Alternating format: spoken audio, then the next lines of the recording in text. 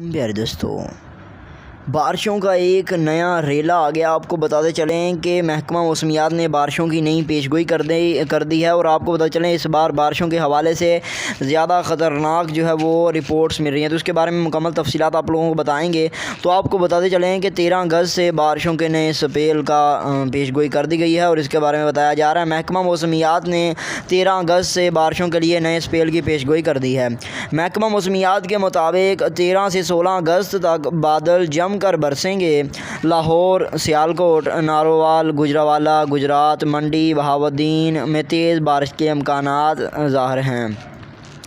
راولپنڈی، اٹک، جہلم، چکوال، مری اور گلیات میں تیز ہواؤں اور گرج چمک کے ساتھ بارشوں کا امکان ہے۔